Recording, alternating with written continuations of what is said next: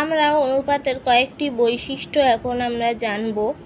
ঠিক আছে, তো তার মধ্যে দেখো কি বলছে, অনুপাত হলো সমজাতীয় দুটি রাশির মধ্যে তুলনা করার একটি পদ্ধতি। 2 অনুপাত হলো একটি এককবিহীন রাশি। 3 a:b অনুপাতে a হলো পূর্বপদ এবং b হলো উত্তরপদ। a:b অনুপাতে a ছোট এবং b বড় হলে এটি একটি লঘু অনুপাত হয়, যেমন 2:3। a:b অনুপাতে a বড় এবং b ছোট হলে এটি হবে একটি গুরু অনুপাত, যেমন 7:4।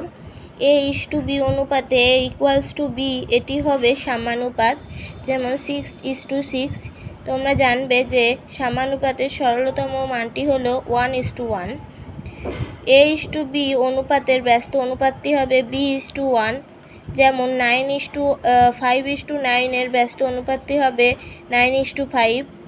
তারপর দেখো a:b, c:d এবং e:f ইত্যাদি অনুপাতগুলির মিশ্র অনুপাত হবে ace:bdf। a:b এর দ্বৈত অনুপাত হবে a²:b²। a:b এর ত্রিমিশ্র অনুপাতটি হবে a³:b³। a:b অনুপাতের অর্ধমিশ্র অনুপাতটি হবে √a:√b। a:b অনুপাতে 1/3 মিশ্র অনুপাতটি হবে 3√a:3√b, বা a এর 1/3 অথবা b এর 1/3।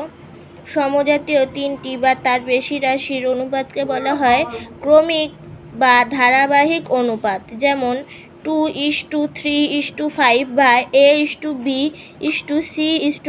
ইত্যাদি। ঠিক আছে, তোমরা অনুপাতের কয়েকটি বৈশিষ্ট্য জানলে। এর পরের দিন থেকে আমরা অঙ্ক করব।